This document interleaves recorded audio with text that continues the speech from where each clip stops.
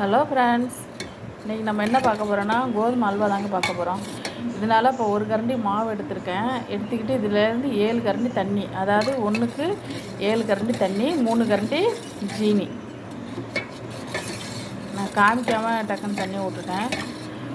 இதை வந்து நல்லா கட்டி இல்லாமல் நல்லா கலந்துக்கணும்.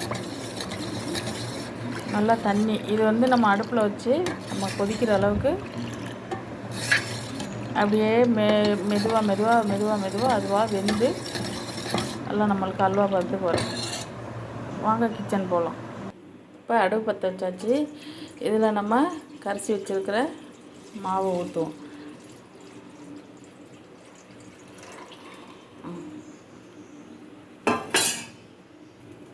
இதில் ஆயில் வேணாலும் விடலாம், நெய் வேணாலும் வச்சுக்கலாம். நான் வந்து இப்போ இதில் வந்து ஆயில் தான் விட போகிறேன்.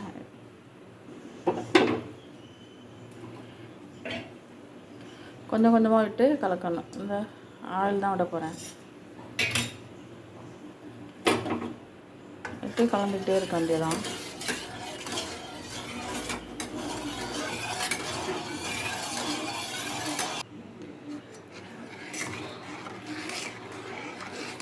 கொஞ்சம் சிம்மில் வச்சுக்கோங்க. அப்போக்கப்போ ஃபுல்லாக வச்சு இப்படி கிண்டிக்கோங்க.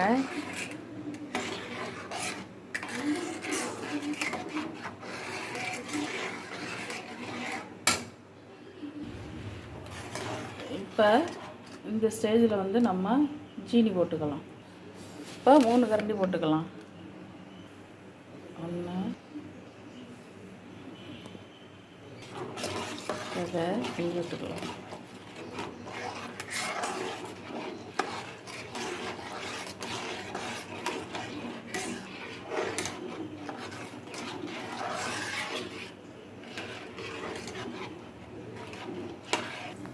இதில் 1 ஸ்பூன் வெல்லம், 2 ஸ்பூன் வந்து தண்ணி விட்டு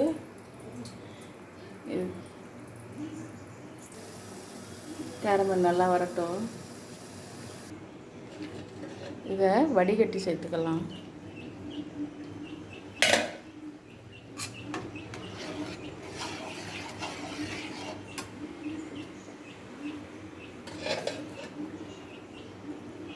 கொஞ்சம் ஹை ஃப்ளேமில் வச்சு சுற்றி விட்டுக்கலாம்.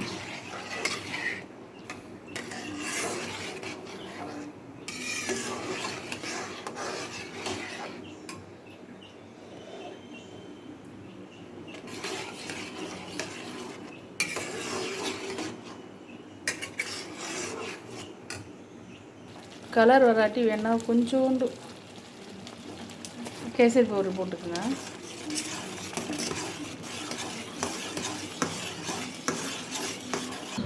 பாதாம் பருப்பை கொஞ்சம் நறுக்கி போட்டுக்கலாம். பாதாம் பருப்பை கட் பண்ணி வச்சாச்சு.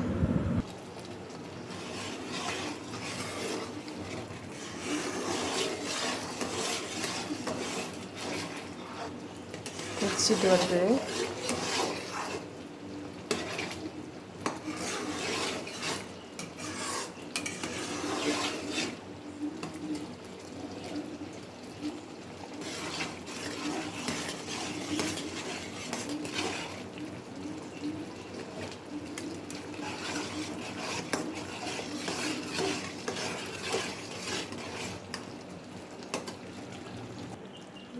திருக்குறள் பார்த்துடலாம்.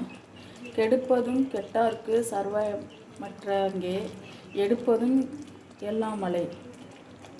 பொருள் வந்து பெய்யாமல் மக்களை கெடுக்க வல்லது மழை. அவ்வாறு வருந்தியவர்க்கு துணையாக அமைந்து அவர்களை வாழ வைக்க வல்லதும் மழையே. இதில் இந்த பாதாம் போட்டுக்கலாம்.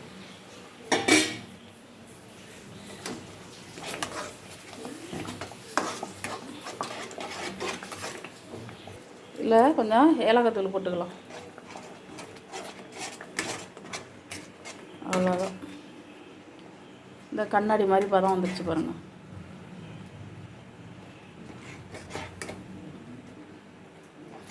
இதில் கொஞ்சம் கேசரி பவுடர் நிறையா போயிடுச்சு. கொஞ்சம் தான் போட்டேன், ஒரு மாதிரி மஞ்சளாக தெரியுது.